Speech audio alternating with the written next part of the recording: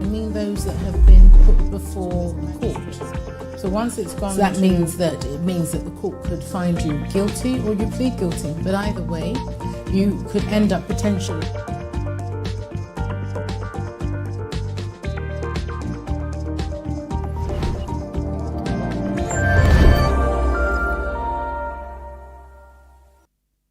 There for them.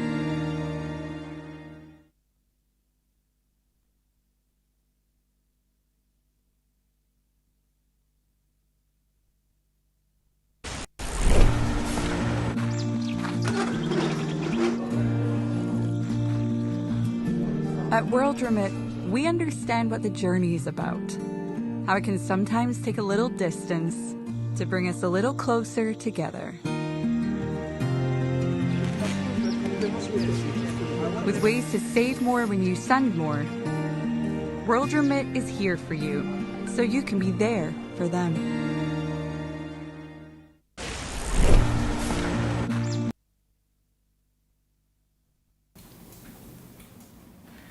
Hello, and good evening, everybody. My name is Linda Appiah, and this is the Legal Hour. As you've seen from our nice new adverts before the programme, we're live with you from Omega Live TV.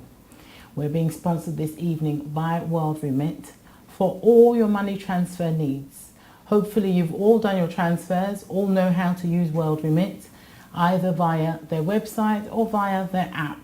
So you can send any amount of money to anyone anywhere in the world, and World Remit will sort out all of your money transfer needs for you.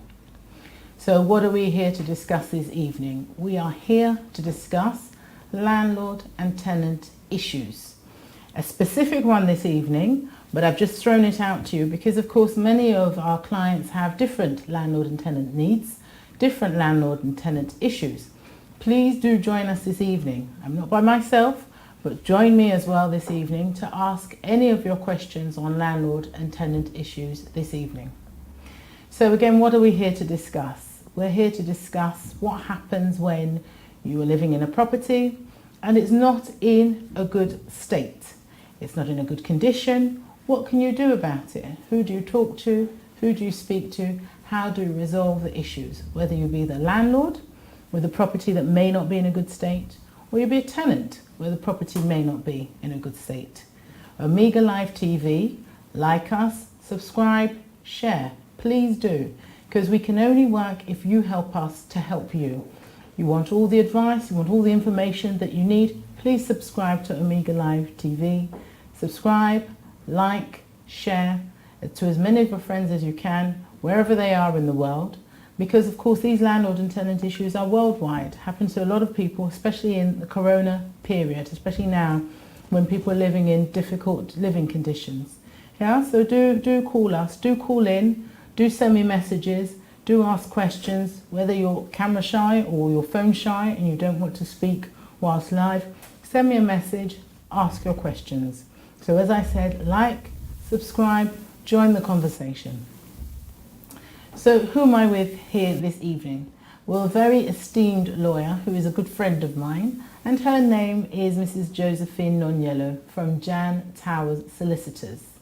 Josephine, nice to have you with me again. Thank you very much, Linda. Thank you. Yeah, you've been with us a few weeks ago yes, as well, I didn't you? Yes, yeah, we indeed. discussed, I think, wills and probate, didn't we? Yeah. So we looked at people and their financial issues when it comes to who they leave their money to, how to sort out their financial woes. But this evening, as I said, we're discussing landlord and tenant. And in particular, I thought, Josephine, that we would look at disrepair, problems with housing, problems with what to do if your house is not in a good state. Yes. Yeah.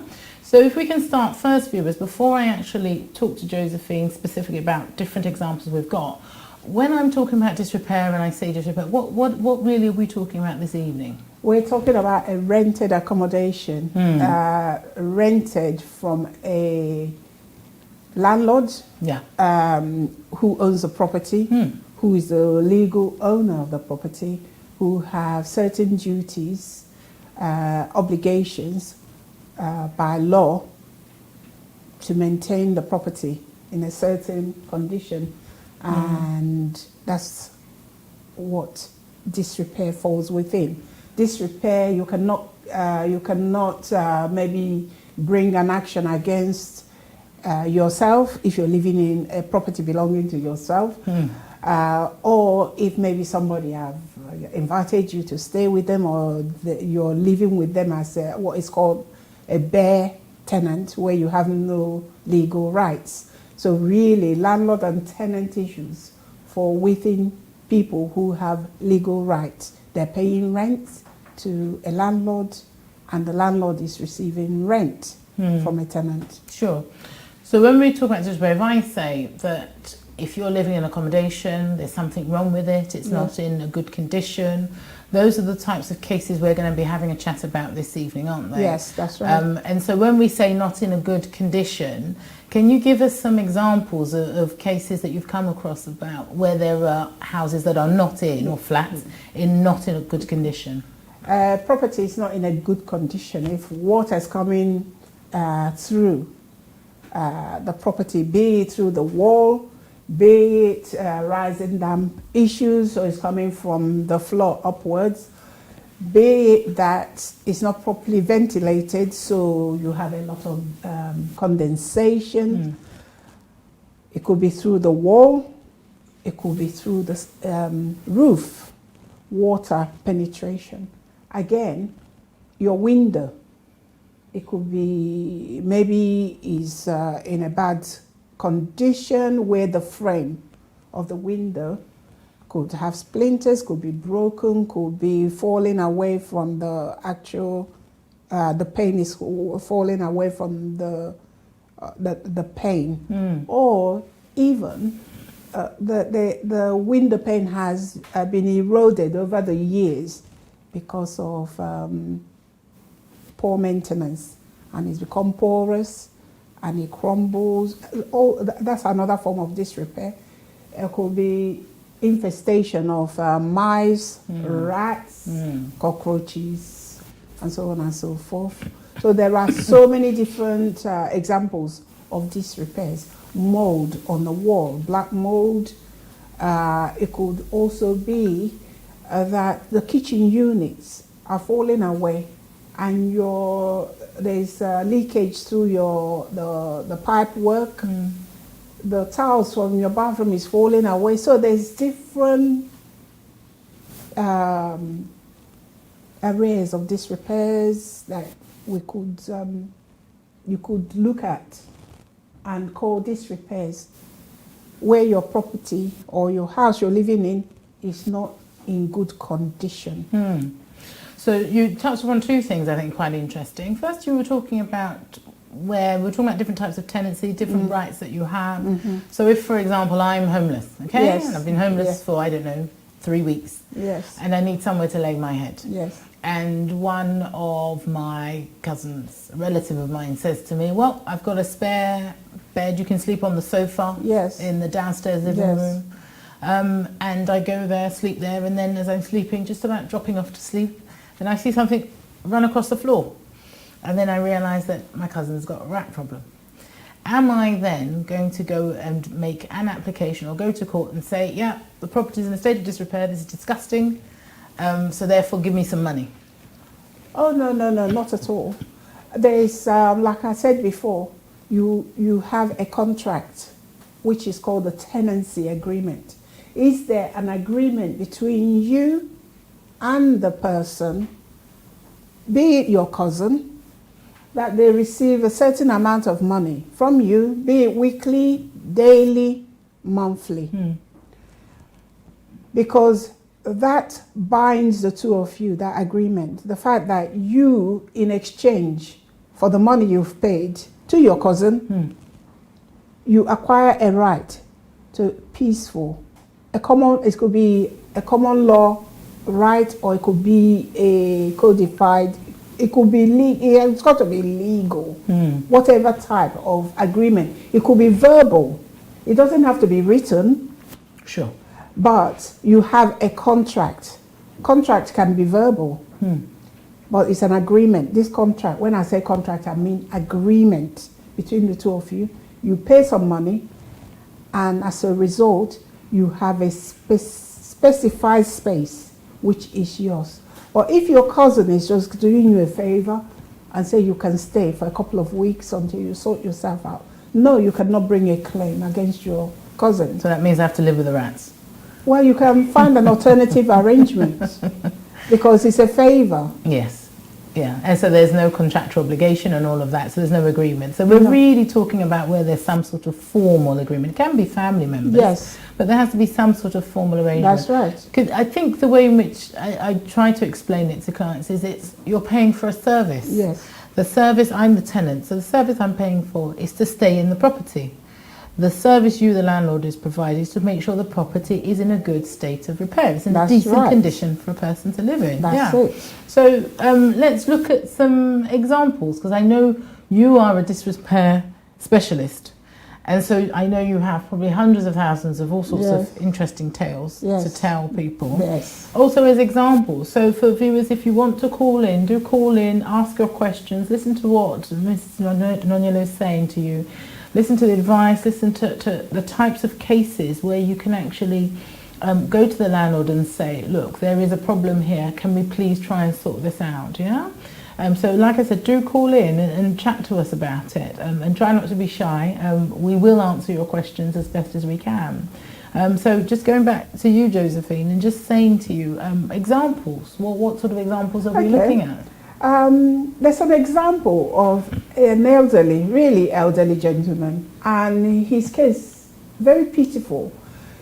A local authority, so is a local government, a borough in North London. And for many years, he's lived in a really poor condition house. One, he had water coming through from the flat above. Oh, wow. Which ruined his clothes, his children's clothes. He complained. So can I just stop you, Josephine? When you say the water was coming through from the person who lived above him, yes. So in that case, we are still looking at the local authorities being liable rather than the person who's living above him, right? Yes, they're liable because they're the landlord to the whole of the block of flats. Sure. And they need to abate to stop the water that's ingressing from upstairs, but they did not do it sufficiently or adequately. But he suffered this problem for many years, and he was then moved. That was not just the only problem he had when he lived in that block of flats. He had a problem with the water coming through. He had problem with antisocial behavior. He had problem with mice infestation. Which is a nightmare in a block of flats, isn't it? I would have thought, yeah. Anything you can call disrepair, he had it. And this poor old man kept on going to them. That's the local authority. What they did was they kept on sending investigative officers to have a look. They raised disrepairs, dockets, but the work was never done. Then he began to seek ways, another way out. He started making applications through the transfer portal. So what's that? That's transfer portal. Is it to move accommodation? Move. Yeah. So this is specially to housing. People who are in local housing through authority. local authority. Yeah. Yes. It suited them to leave him there for 20 years. They didn't do anything. Oh wow, that's a long time. For a long time. However, once there was a regeneration in the area, they now need to move him. Because now they want to, what some of us call gentrify. So update the area, make it look all posh, make it look new. That's right. So now they thought, oh, hang on, we need to get rid of him. We need to get rid of him. And this gentleman and his son, they were at their wits' end, and they were willing to move. And the local authority were desperate to now move them. So they found the old man a house. And they moved him. This house was completely unsuitable for the old man. By this time, he's developed mobility issues. serious health issues because of the stress that he had experienced from living in the previous accommodation. So they moved him with a promise, oh, we're going to give you stair lifts, we're going to repair the property, we're going to do this, do that, and don't worry, we will sort it out. So the stairs where he was, the new house was vertical. He fell down severally, and when he fell down, he then made his way to me. That's when I became involved. Okay. And it was very pathetic to see what he had gone through. So now, with my help, we wrote to them, and luckily there was a catalogue of complaints. I first and foremost started by asking the housing authority for his housing file, because before you can bring a claim against anyone, you have to prove that there was notice, that they are aware that you had those problems. They were very sort of like relaxed about it, because they just moved in, maybe in the past few months, to the new accommodation. But what they did not know that I would do was to bring the previous accommodation and lump it together. So the past 20 years, even though you're only entitled to 6 years claim. So from the new one to the old one, and we then brought a claim. We brought a claim against the local authority, where they did not want to respond to us to begin with. They soon began to respond once they saw that we were serious about the claim we were making against them. You see, it's interesting, isn't it, when you're dealing with tenants and landlords, especially as we're on the topic at the moment of housing. So we're really talking about local authorities, because I know there's different obligations. There are different, yes. The obligation's the same though, isn't it? I mean, in terms of the obligation, whether you're a local authority, you're a housing association, or you're a private landlord, your obligation to keep the property in a good state of repair is the same. But I think the local authorities have a higher duty in some senses because they're local government. So in terms of the steps they need to take and how they've got to be careful, would you agree that, do you think they have a higher duty? Not necessarily. They try to hide on that the public purse. Oh, we are serving the public, therefore we need to preserve the public purse. I once was in court, Central London County Court, when the circuit judge, they brought that, and the judge said, no, not at all. That does not prevent you from your obligation. You cannot hide under the public purse. The repairs needs to be done, so you must do it. Yes, yeah, because they were no doubt saying that, well, we don't have any money. Yes. We have a budget every year, As we all know, all councils are given a certain budget, a certain amount of money, and no doubt they're saying, well, our overspend is this and our overspend is that, so we're cutting corners. It sounds like an almost ridiculous argument. It's so ridiculous. You'll be surprised at how they waste public money, because it's not coming from the individual's purse. Yes. So they are negligent, a lot of them. I'm not saying all of them, a lot of them. So what they ought to do, they will not do. And the case they should not fight, they are fighting.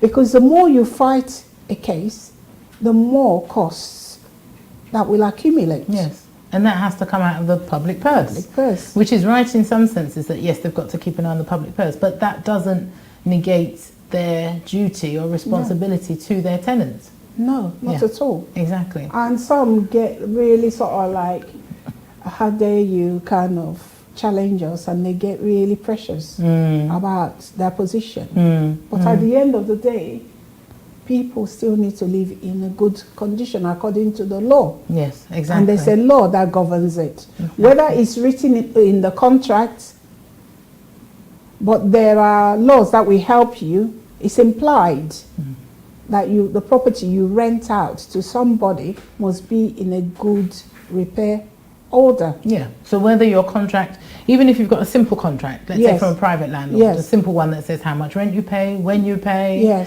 and how much notice the landlord needs to give you, even if you've got a simple contract as that, it doesn't need to necessarily say that the landlord has a repair obligation, has to keep the property in a good state, because there are other laws that come in to protect you in case your agreement, if you have one, doesn't say anything about that. Or if you have an oral agreement, which obviously doesn't say anything about that, there's still laws that can come in to protect people. That's right. And there is one where, as long as the landlord preserves his right to enter the property within certain number of days of notice given to you, that gives you a protection. It gives you a cover.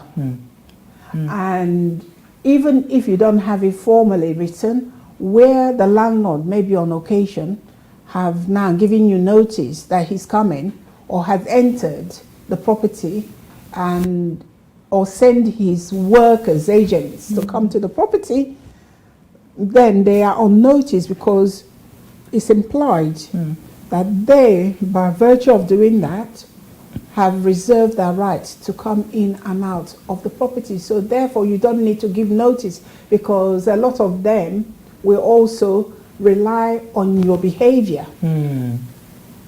So it's important not to obstruct your landlord, because the reliance on a section of the law, and we're talking about the Landlords And Tenants Act, I believe it's section 17, which gives a landlord, and if you're a landlord, take notice of this as well, because if your tenant is being obstructive and you want to carry out a repair to your property, and obstructing your entrance into your property or to do the repairs, you have a reason why that repair didn't take place. Yes, and I had a case that went to Central London County Court, and this repair was absolutely horrific. But I represented the claimant. Was that the landlord or the tenant? Tenant. Okay. But she did not give me the full picture. I sent a surveyor to go and survey this property, and there were rats the size of cats. Yes. I'm sure. The floorboard was caving in. Oh wow. She sustained injury from one of her, I think, right foot or whichever one, going through the floorboard. Oh, right. So it had serious disrepairs.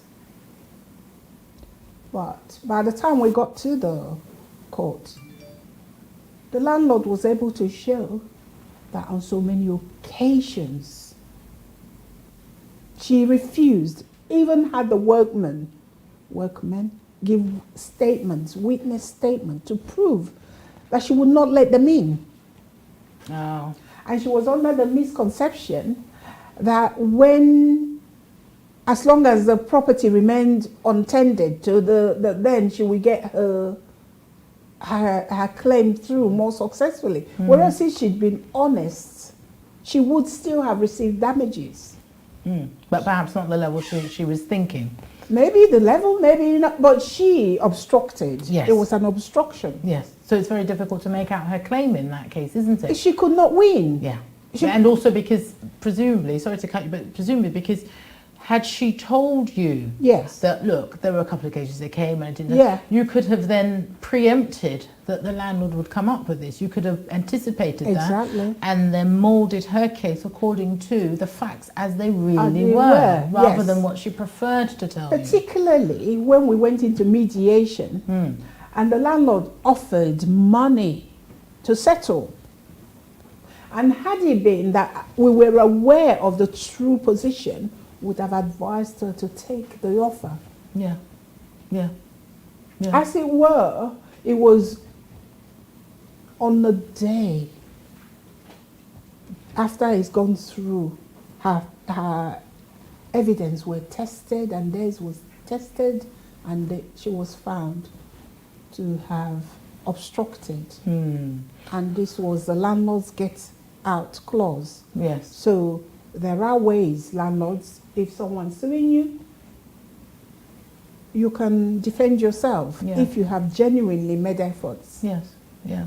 But of course you've got to, whichever side it is, you've got to show that you have done the right thing. That's right.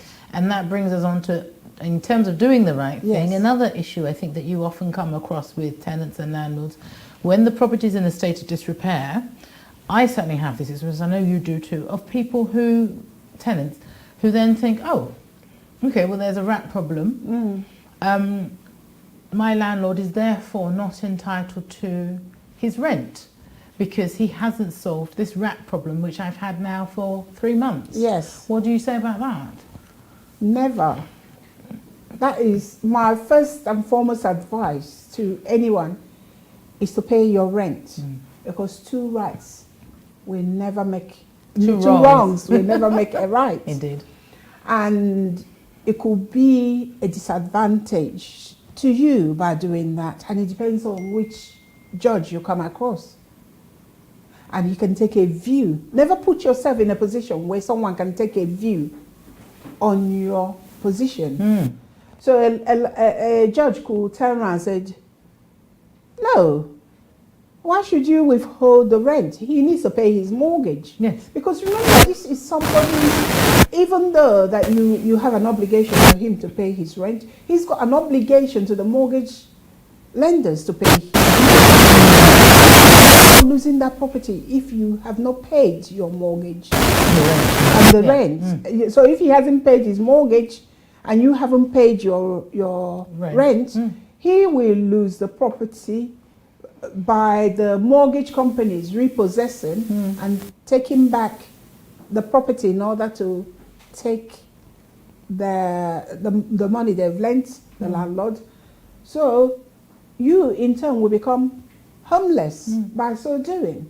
So if the situation is so dire that you need to withhold the rent, you withhold it because you have carried out repairs, those very repairs, and you keep evidence, receipts, and you need to show that you had notified this landlord and he had done nothing. Yes. So, and the repairs that you're doing is really serious, that is detrimental to your health. Yes. So something like perhaps your window had smashed and it wasn't because of an accident from you. Maybe there's a big vertical line of a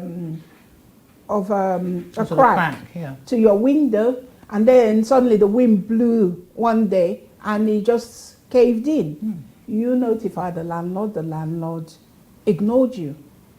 Now ice and wind is blowing through your home. But then there's also the security part as well. Yes. Yeah. Okay. I think we'll come back in a few minutes, Josephine. We'll continue the interesting topic that we're talking about. Yeah. Okay, thank you. Yeah. At World Remit, we understand what the journey is about. How it can sometimes take a little distance to bring us a little closer together.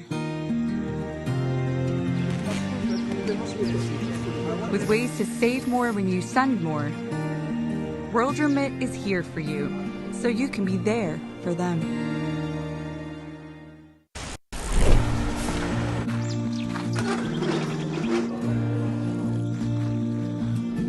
At World Remit, we understand what the journey is about.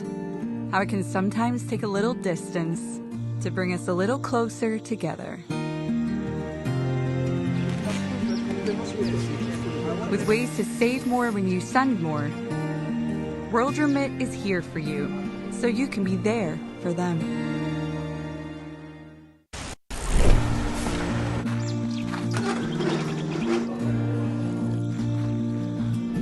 At World Remit, we understand what the journey is about. How it can sometimes take a little distance to bring us a little closer together. With ways to save more when you send more, World Remit is here for you, so you can be there for them.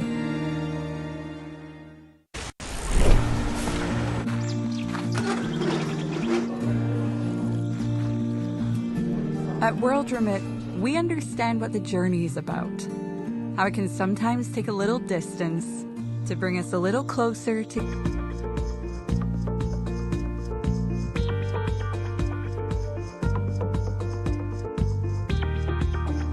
mean those that have been put before the court. So once it's gone, so that means that the court could find you guilty or you plead guilty. But either way, you could end up potentially.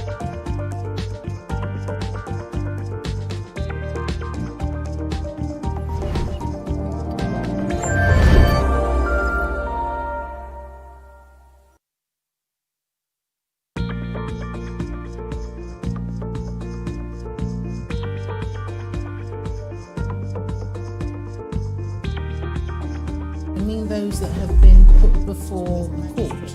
So once it's gone, so that means that the court could find you guilty or you plead guilty. But either way, you could end up potentially.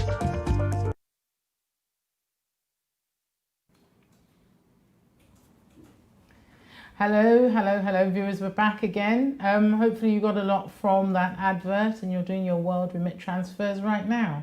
Or no, not right now, once we finish the programme. Okay, so you're back with me, Linda Appiah, barrister. I'm from Vine Court Chambers, here to help you with any legal issue that you have. I neglected to give you our phone number. I'm still waiting for somebody to call me and let me know what their landlord and tenant problems are. Our number 07543989940. It does come up on the screen, so please do call in if there's something that you want to know or something you're not sure about. Again, we're coming live to you from Omega Live TV. Please subscribe, follow us, like us, share. Press all the buttons that are on the screen on your tablets, on your phones, on your laptops, so that you can follow us and so that we can continue bringing programs to you. So don't forget, this evening we're talking about disrepair specifically, but any of the landlord and tenant issues that you have, please do call in, join the conversation. So I'm here with Mrs. Josephine Nonyelo. Josephine back again after that short break. Yeah. And we were discussing one issue, weren't we? We were looking at, you were just talking about different reasons as to why a tenant may actually withhold rent or may think that they should withhold rent.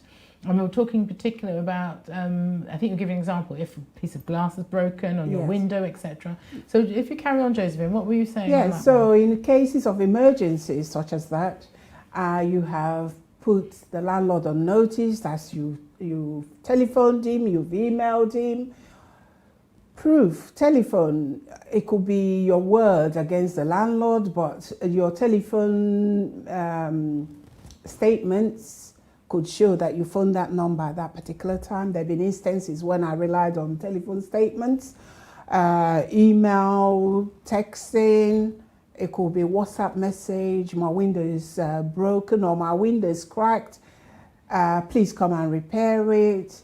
The landlord ignores you. Then the window breaks away and water and wind and snow is coming through your accommodation. You phoned him, please, there's an emergency, can you come and repair it?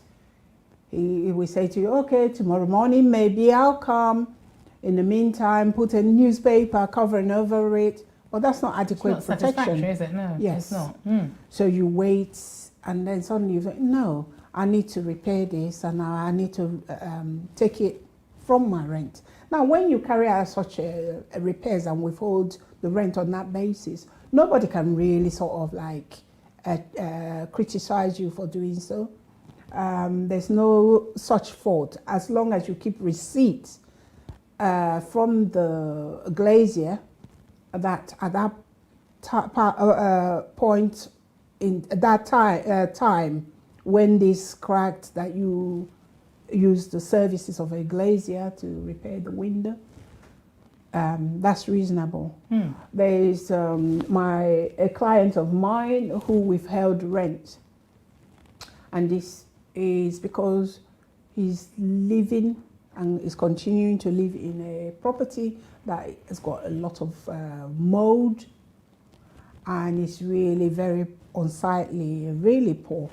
So every year he needs to paint the whole place with mold retardation. Paint to protect, to try and stop the mold coming through. Yeah. And he's lost a lot of his personal belongings. He had to throw away sofas, his children's clothes. So every year it cost him quite a lot of money.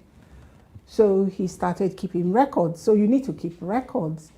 He, at the time when he minus the rent to do the paint work, he has an Excel spreadsheet which he uses. And then he notified the landlord, I've used the rent to pay for my and it's not for the decoration. So under those instances, if the landlord brings a claim, and the landlord is going to now bring a claim against my client because we are going to bring a claim for these repairs, he's raising the issues of rent arrears.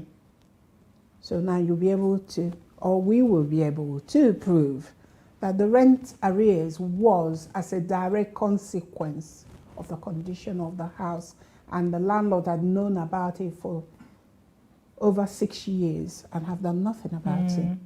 But I think one of the reasons I suspect why some of our viewers may be, especially if they're tenants, or even as landlords, may be a bit concerned about bringing a disrepair claim, I think is because of the obvious thing that could happen as a result of bringing a disrepair claim. I can tell you that if I was a landlord and I'm sitting somewhere else and my tenant's elsewhere and they're moaning and groaning about the state of the property, and I've done what I think I can do, so I'm distant from it, I don't pay much attention to the problem. And then because it gets worse and worse and worse, and I am as I think the Channel 5 programme calls some people, rogue landlord, as it were, I don't fix the property, I don't do anything with it, and do what you like. And then because it's too much for you, the tenant, maybe the repairs are a lot, that you, the tenant, then decide, okay, I'm going to take you, the landlord, to court, pay me for all the disrepair, pay me for the work that I've done to fix the property, I've paid more than my rent. I, the landlord, then make a claim against you and say, okay, I'm giving you notice, I want you out. I'm serving you a notice to say, notice to quit, you must leave the property, because I've had enough of you. I don't want that trouble. I don't want all of those issues. I want tenants who give me, as the landlord, peace of mind. What do you think about that? Because, I mean, there's nothing really you can do about that as a tenant, is certainly there's something you can do about it. And you need to be in the know, and this is the reason you need to engage a legal representative. Yes. Because they will tell you to counter-claim against the landlord. And what a counter-claim is, the landlord brings a claim against you to evict you. One, he cannot just evict you. So if you've been a tenant who's been paying your rent in a timely fashion, he will not have grounds under the Housing Act 1988 to evict you. You have to have not paid you have to be one in rent arrears of more than, I believe, is 2 months. 2 months, yeah. But just to cut you there, Jasmine, what about those who are served the different type of notice where the landlord doesn't have to give a reason? Because the landlord doesn't have to give a reason why he wants you out. But he cannot just really and truly just not have a reason. It could, well, the reason could be, I want my property back because I want to sell it or something like that. Yes, he can do that. And also on that, he doesn't have to sell it. Yeah. He can say he's going to sell it, but he's not. No one's going to follow him to make sure he does do that. That's right. So yes, he can ask you to leave if you hadn't. You're one of the people who don't seek legal advice and you don't know that you have a right, then you will move out, and all the compensation that's due to you because he's a rogue landlord and I've left you in a property where perhaps you developed medical condition as a consequence of it. The money you would have gained as a result for your pains and suffering, it will fall by the wayside. Because when a landlord, even if he brings a claim, section 12 21. So possession. So possession, he wants his property he wants back. his property back. You can counter-claim against him. Yeah, So, I think that the message you're trying to say is don't be afraid yes, of that. Yes. You have rights. So if the property is in a bad state of repair, try and negotiate with your landlord, obviously. Try and talk to your landlord, try and discuss matters. But you have a right. And don't hide from that. Just because it means you won't be living in that accommodation. You can always find somewhere else. That's right. To live. Yeah. And no tenancy, sorry to catch you, but no tenancies forever anyway. No. Yeah. It could be that he makes you homeless. You approach the local authority if you fall within the categories of people that duty is owed for local authority to rehouse you. You can make an alternative arrangement, and as long as you have money to pay the deposit, a local housing, another private landlord will rent that property to you. Yes, exactly. And so you haven't really lost anything, but you got a lot to gain as long as, again, you're not being untruthful about your situation, and you have genuine rights which have not been met. You can bring, when I say counterclaim, so the landlord brings a claim in court against you to move you out, then you can bring a claim on top of his claim, and you will say, yes, there's disrepair in the property, and you set out your reasons for saying those, and you set out the notice periods that you've given him, and then you set out the failure of him carrying out his duty. Then you will receive what the court call damages, and your damages is restricted to 6 years. So damages up meaning to 6 years. Money. In hard currency, simple terms, we're talking damages means money. Compensation. Good. And it's based on rent. So if your rent is perhaps £500 a week, then you times that by 52 weeks in a year. Yes. All right, divided by the times by the number of years that you've been living under that condition, and it's capped at 6 years. So some people, like the gentleman that I spoke of to begin with, he and his son received £18,000 for that pain and suffering. Because of all the years that they had been council tenants and all the years that they had suffered as a result. And then it's not just in terms of the rent itself, calculated by the rent.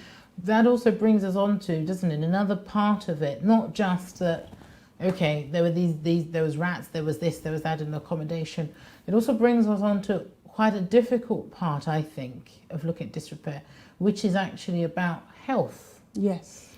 Physical and psychological health of a tenant who is in a property that is in a state of disrepair, that is in not good condition. Yes. So we're talking about things like stress. We're talking, for example, if we're talking health, physical health, we're talking about things like, I don't know, chest infections, coughs, different types of things that can result from a property that is in a very poor state. Yes. It can't just be, you know, the kitchen units need fixing and therefore I'm stressed. I don't think it can be as frivolous as that. Yes. But I think there are instances, aren't there, where there are specific things that typically can be present in a property where you would say to the landlord, I am suffering because this property is in this state of repair. Do you agree? Very much so. Recently, I engaged a psychiatrist on behalf of a client of mine, and this matter has been again going on for 20 years and is a housing association property, and this property was a new build. However, there were problems right from the get-go, water coming in through the roof, and it's still coming through. So this is from a flat, top flat, top floor. So that's why you said roof as opposed to ceiling, right? Yes, as opposed roof. To, okay, yeah. Roof. Yeah. And water is coming through the flat roof. And the builders handed over to the housing associations. But once my client moved in, he discovered this problem. Everything about this property was wrong. It was poorly constructed. So the first time my client went to court was 2013-14. There was an agreement between the parties that they would put everything right. Yes, it was 2013, within a year of it going to court, and he received money, damages. Okay. And at the time, it has impacted on his health because there was a psychological report as well about the suffering. He ended up losing his family. They left him because of this poor situation that he found himself in and still find himself in. And as we speak, the water is still coming through. Mm. So when you say about family leaving him and all that, is that because of the psychological stuff that you're talking about? The psychological impact. My client is now diagnosed with having mental health issues as a result of the stress, the sheer stress of living in an unsuitable accommodation cannot be underestimated. So he developed psychological illness, he developed physical illness, and you spoke about cough. He developed sinuses issues. Yeah. The thing with those aspects, I think we would say, certainly as lawyers, is that a lot of the times those kind of things are quite difficult to identify. And that's why I think you said earlier about needing legal advice, going to speak to a lawyer, because these are quite intricate areas of law. You can't just simply say, I've got a cough, so therefore I need compensation. No. It's not as simple or as, no disrespect, but as frivolous as that. No. There has to be some basis for it. There has to be some evidence of it. There needs to be expert evidence, expert reports. There needs to be quite a lot of information provided in order to substantiate, to prove that all these parts that you're claiming are actually real. And it's not just you just making it up just because you're thinking, I need to make some extra money. Yeah, definitely, because we're talking about that element you spoke of falls into the realm of personal injuries. Yes. So you're bringing a claim for disrepairs, but when you bring in your health, you're now talking about personal injuries caused to you because of you living in that unsuitable accommodation. Sure. So before you can bring a claim in court for personal injuries, you need the expert report. So I have previously said something about bringing in a psychiatrist. Sure. Because of the gentleman's mental health issues. He's got mobility issues.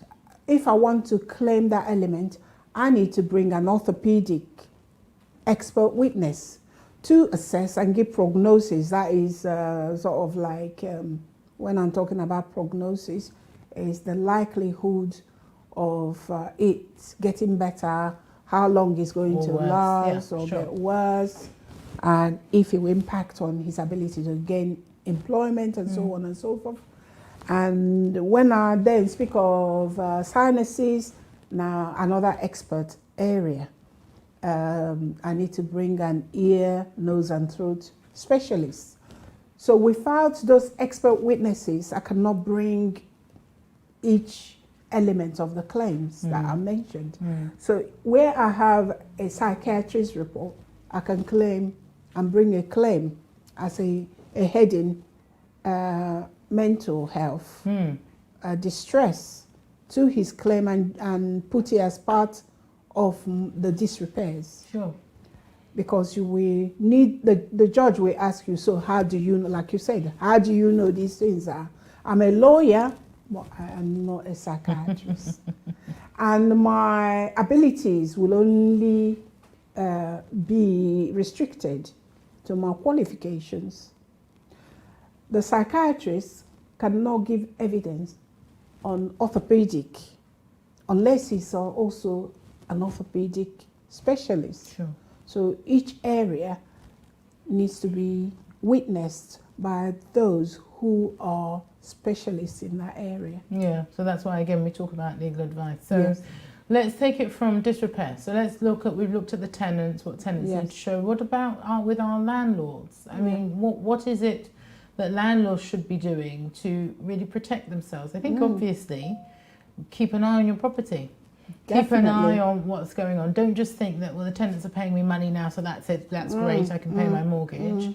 Because it works two ways. It isn't always that it's a negative relationship between a landlord and tenant, but there can be simple things like, I certainly know of cases such as, winter time, we're now in November, it's getting colder, and things like the central heating not working. Yes. And things like, for example, there's a problem with the water supply or the electricity supply.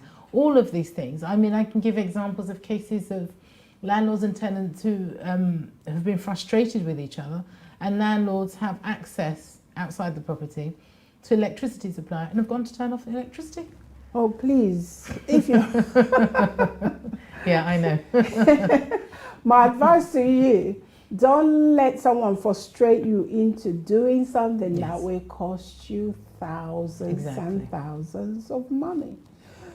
So the landlord, in the case of my client that I'm talking about, something as little as thinking that they have an arrangement that is cordial and they have underestimated their tenants because for years the tenant had been passive and have been begging, please, I got mold. The sink unit is sinking from the actual, what would you call it? The worktop. Okay, yeah, so in the kitchen. Yeah, in the kitchen. I've got a leaking pipe, and you will say put bucket underneath it, catch water. My tiles are falling from the bathroom wall. Oh yeah, but it's your fault. If you hadn't used it so hard, it would not have come off the wall. Really, seriously, landlords, do not allow your property to get to that situation, because you will find yourself in a situation where maybe there are 5, 6 people living in your property, and each and every one of them is entitled to claim against you. And it will be each individual, maybe 30% of the rent that they pay. And you find yourself where you might be paying something like 70-something grand. Yes, especially when you know that money probably may be due to you, for example, if they're not paying their rent at the same time. So you're becoming more and more frustrated. That's it. But instead, you end up paying out more. You end up paying. And even if they owe you rent, and they had not used their rent to do the repairs, it would be a question of set-off. How much rent do they owe you? And then maybe if you end up paying them £90,000 and they owe you 20,000, ouch, you will still... Yeah. That's a lot of money. But it's a reality. I mean, we're laughing, but that's reality. These things happen. Really plus their legal costs. Yeah, exactly. And on as top everyone of it, moans about, lawyers are being cheap. Yeah, and the legal costs could run into thousands, even more than what you paid your tenants in compensation. Exactly. Because it depends on the level of the lawyer you have and where they are situated. If your tenants go and get a city lawyer who charges by the hour, hundreds by the hour, by the way. Yeah. Hundreds by the hour. That's right. Yeah. So that's the real reality of it. So make sure you keep my advice. Winter, send in a Corgi registered plumber to go and check all the gas, check all the appliances, send an electrician, make sure everything is in good condition. Inspect your property. Even if your tenants did not tell you that tiles had fallen off the bathroom wall, go and check for yourself. Exactly. Do maybe every 6 monthly inspection. Yes. and keep your property in good order. Yes, and that way you can also try to keep a good relationship with your tenants as well, both landlords and tenants. Yeah. At this point, viewers, I just want to give a shout out. I know a number of people are following us, so I'm watching live. So Stephen Forth, thank you for watching. Eric Coffey, thank you as well for watching. Catherine D is also watching. Hello, Catherine. I can also see that Jane is watching. Sandra is watching as well. Matthias is watching. So hello everybody, good evening to all of you.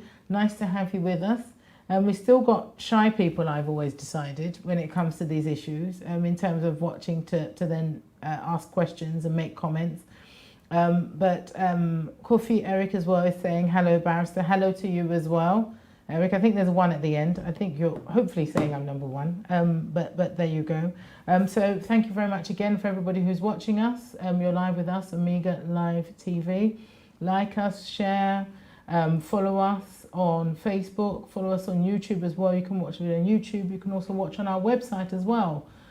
If you don't have access to Facebook, or you know others who want to watch but don't have access to Facebook.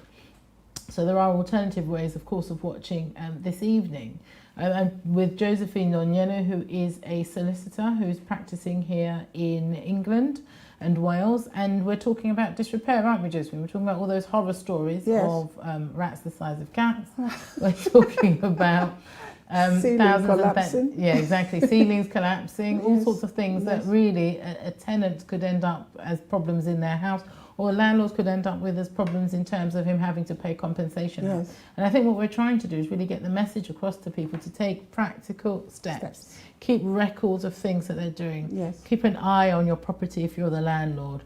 As you've just said, frequently go into your property. Make sure that everything is in a good state of repair. Give your tenants notice that you want to come in and inspect the property. Yes. You could go and do a walkthrough with your tenants, see everything is working as it should work. Tenants, give access to your landlord, because at the end of the day, it's for your benefit. That's right. Sometimes it can feel a bit, I think, with some people, intrusive that the landlord wants to come around again.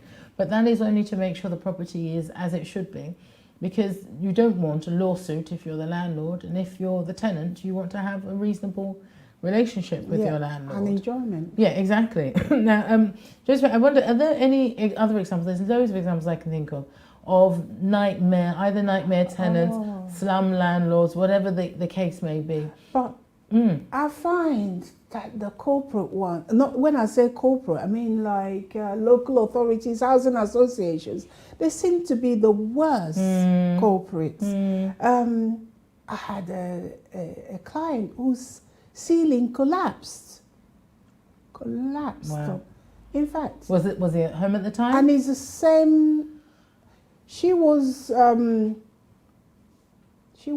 home. On 2 occasions they were, and they're the same actually housing association. Right. Water from above and the ceiling collapsed. The first one warned and kept on. That one was a prolific writer. Oh. And she kept on sending emails complaining. And then her ceiling collapsed. She had to leave the property, physically leave. She couldn't live in that property. Wow. And eventually they transferred her to another property. And there's another one, the ceiling collapsed and narrowly missed her baby in the court. So all these things are not even sort of like trivial. No. They're serious situations. Yeah, exactly. And I think you're right though. I mean, I don't know why, maybe because the local authority, being a body, would have more homes that they need to be looking at or looking after, rather than a private landlord. A private landlord would have what, 1 or 2 properties, maybe 5 properties, maybe 10, whereas a local authority would have hundreds of properties. So would you think that because of that would be a reason as to why maybe local authorities' problems seem to come up more? But they are located to officers who are paid to do the job. Yes. But I think that as a cause of the demand on them by legislation. Remember, they're not just looking at taking care of those they've already got rehoused, but they also have a duty under the homelessness legislation to find accommodations for those waiting to be rehoused. And there's a pool, even though there are different pots of resource, but it's also maybe a culture within that local authority, because the one that I have in mind is specifically located in North London, and they're very complacent. And I think the reason they're complacent is because there are a high number of immigrants in their community.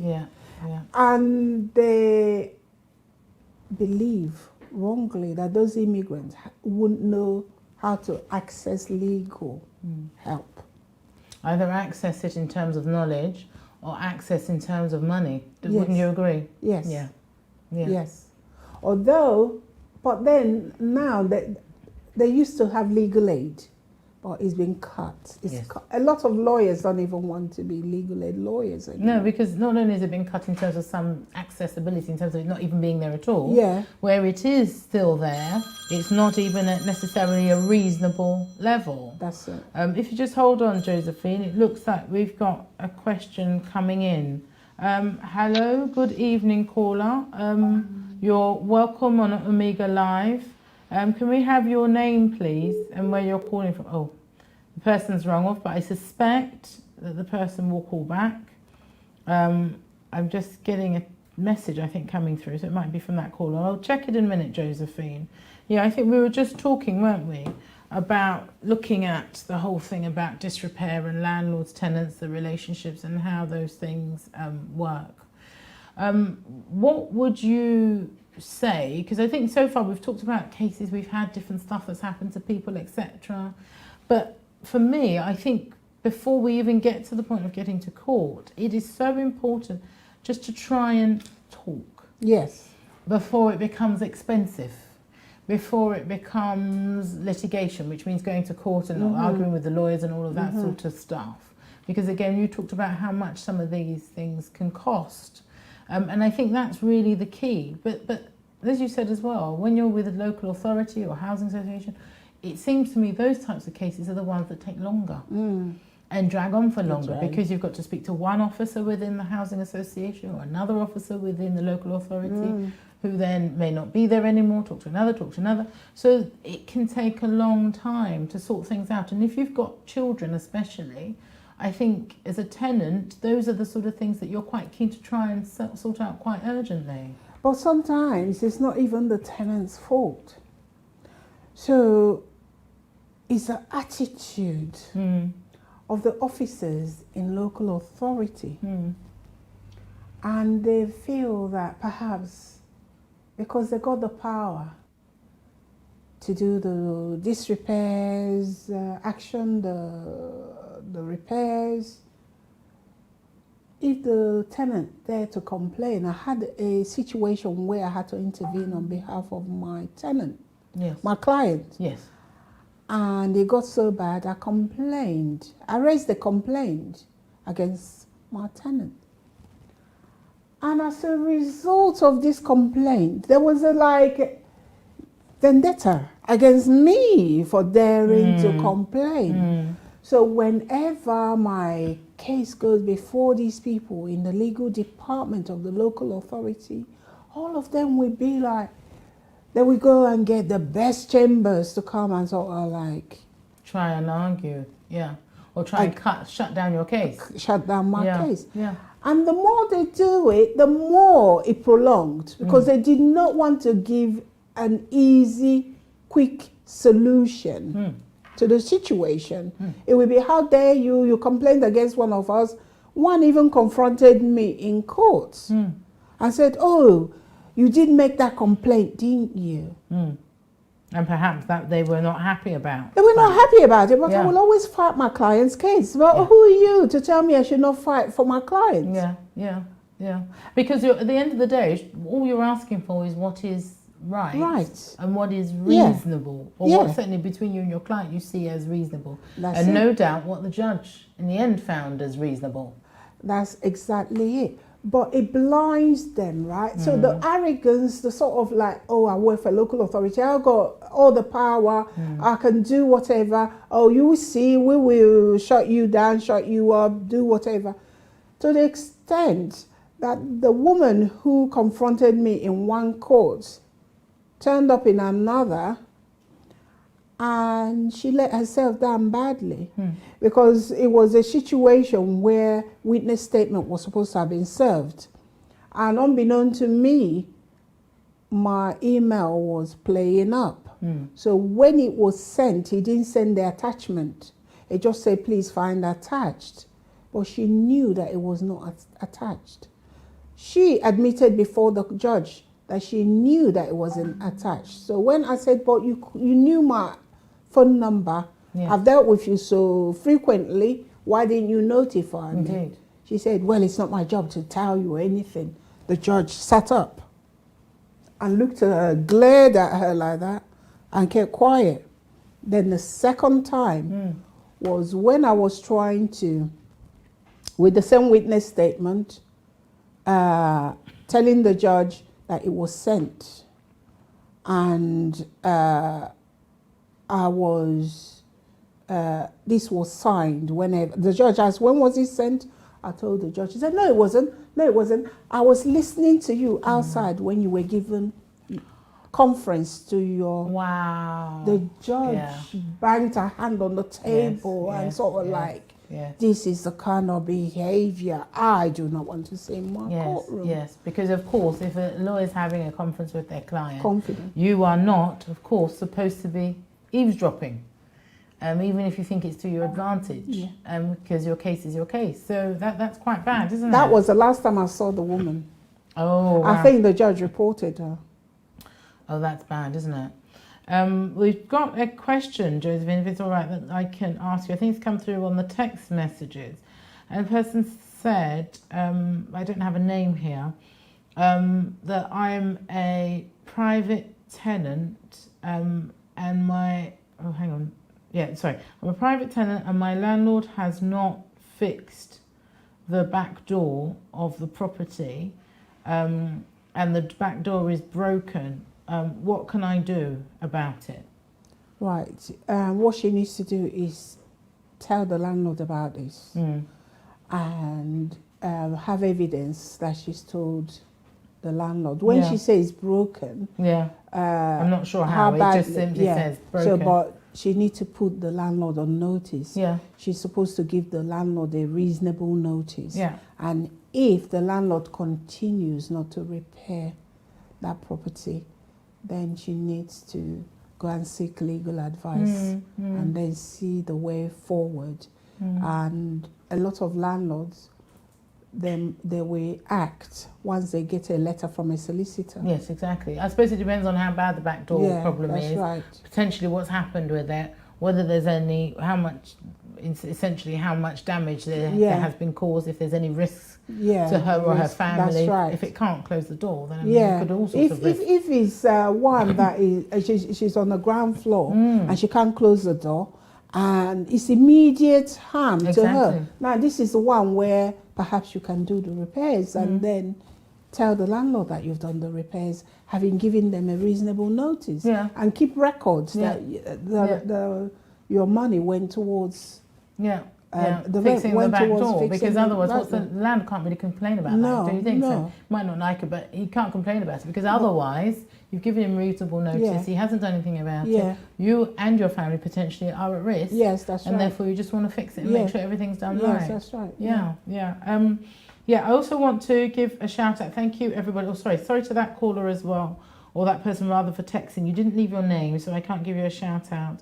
Kojo Ado is also watching, so thank you, Kojo, as well, for watching us. Edmund Ekpale as well is watching. Edmund, nice to see you online. Lillian is also watching. Zita as well is watching, so thank you all for watching this evening. You are with me, Linda Appiah, from the Legal Hour. And so you are able hopefully to watch us online on Facebook, watch us also on YouTube, and also watch the program on our website, and that's Amiga Live. Okay, just put us in the search engine on the web page, on the relevant web page. I'm with Josephine Onyelu. We're discussing disrepair. We've discussed all sorts of anecdotal stories about clients who've had all sorts of problems in this area and ways in which we think we can help them. And Josephine, perhaps just as our sort of last closing part of what we're talking about, once you've got to the point of having to tell the landlord, so you're the tenant, tell the landlord, this disrepair, you haven't done it, this is happening, that's happening to me, comes to a lawyer, sees you, then what general advice do lawyers give? I mean, is it normally you must take the person to court? Is it try to negotiate? How would you say we would normally approach it or should approach it? Well, a lawyer would assess the situation and give you a general advice. Whether this is a genuine disrepair, something that is worth you taking action against the landlord. And if it is, to tell you the law which the landlord, because every claim you bring in court, it has to be under whichever law that is being broken. So they will look, in the case of Landlords and Tenants, there's the Landlords and Tenants Act, 1985. So they will look at Section 11 of it to see whether it's been contravened, broken, and if he has, what element of it, how long he has been going on. And then they will, perhaps the next step will say, yes, you have a claim. And your claim is that you're given, this exists, and you have given enough notice. If you haven't given notice, they will advise you to go and give notice of this disrepair and see what your landlord will do once you've given them notice. However, if you've done all that and you have evidence that you've given notice, the next thing they need to do is to tell you, we will assist you. We're going to write the landlord. We will tell the landlord of our intention to bring a claim and that they need to carry out these repairs and give them a chance to carry out the repairs. They will then say which protocol that they bring in the claim. So it's called the housing protocol. Within it, they are required to send in a surveyor, that's an expert witness, and to give your landlord opportunity to maybe use that surveyor as a joint expert, so you don't need to bring two experts. You can use one singular expert where the landlord is instructing that same expert, because these experts, they have a duty to be neutral. We as lawyers, we are officers of the court and we owe a duty to the court. The surveyors, expert witnesses, they also have a duty to the court to be neutral and to report what they have seen. Some landlords will say, oh no, it's your expert, I'm not going to rely on your expert, I'll bring in my own. But that all racks up the cost, doesn't it? That's the point of that. So sometimes, I mean, trying to sort of, I think, agree to some extent between the parties is helpful. Yes. Because nobody wants to pay too much in terms of the cost, whether you win or the other side wins. But sometimes I think I've seen that people are sort of gung-ho or blinded and think that, well, no, this is I'm going to win this case, so we'll pay this amount and pay them because I'll get that from the other side, etc., etc. And then all of a sudden, when the case finishes, if they're unsuccessful, there are huge costs to pay, both from the lawyers, both from the other side. And what I find sometimes is that people don't realise that if there are costs to pay, if you don't pay those costs, it becomes a debt. That's right. And that debt means you are going to be pursued for that debt. Yes. And that means that being pursued for that debt, there are so many options available, aren't there? There are things, obviously you have a CCJ, so county court judgments against you, because there is a money claim, as it were, or there's an amount of money attached to the judgment. Yes. Then on top of that, you've got then choices of, right, okay, so if I'm a lawyer, how easy or best am I going to get this money out of this person? what are my ways and means of doing that? Yes. So if you've got property, and that means whether you have a car, home, you have a business, all sorts of ways. And that earning attachment orders. Yeah, so exactly. They can go directly to your employers. Yeah, go to your employers. You could even go as far, depending on how much it is, in terms of trying to make the person bankrupt. Yes, bankrupts or selling order attached to your property. Yes, yeah, force you to sell your home if you don't pay those orders. Yes, that's right. So these things are very expensive, and I think that's why you and I are here this evening trying to help people, so it doesn't get to that stage. Because it's one thing to have to pay £1,000 to repair something, £500 to ensure that the property is kept in a good state of repair. There's another thing if you then slapped with a £50,000 debt, £50,000 debt or more, for disrepair, which you could have prevented had you been a little bit more diligent. This just also brings me to a case that I've got still running, and it's unlawful eviction. Again, that is landlord and tenants matter. You cannot decide, like when you said at the beginning, I've had enough of this person, let me get rid of that person. You can go to the court to get rid of the person, but that's a smart one.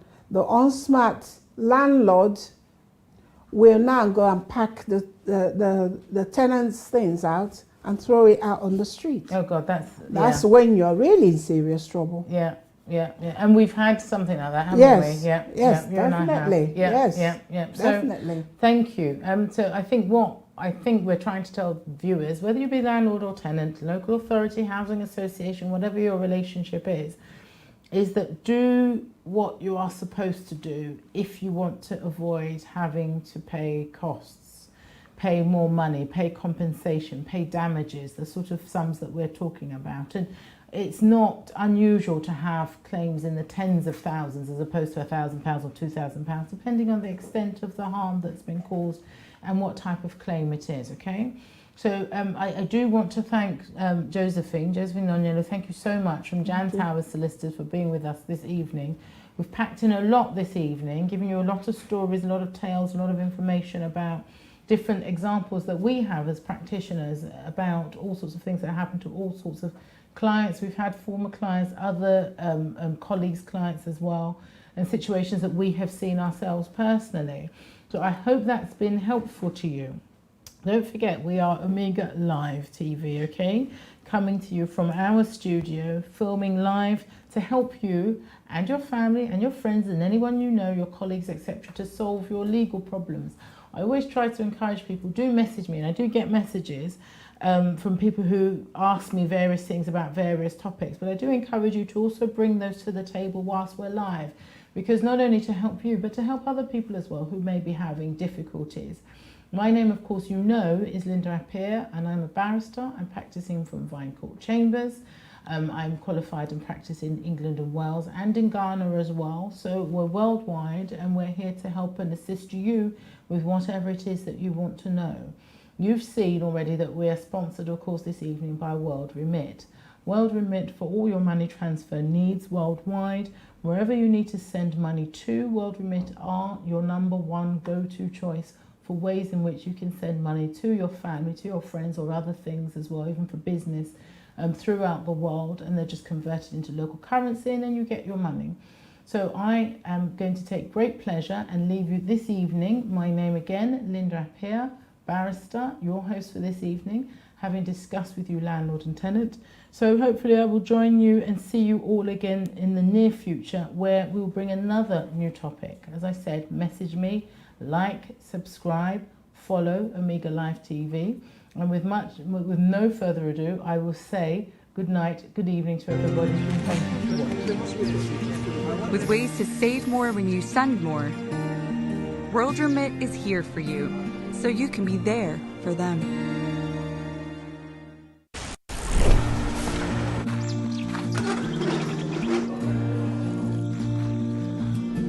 At World Remit, we understand what the journey is about, how it can sometimes take a little distance to bring us a little closer together.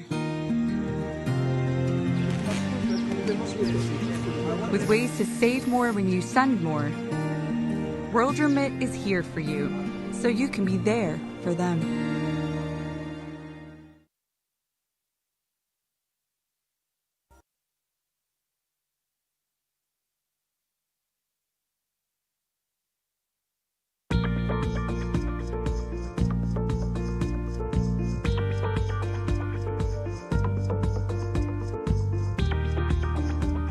those that have been put before the court. So once it's gone, So that means that the court could find you guilty or you plead guilty. But either way, you could end up potentially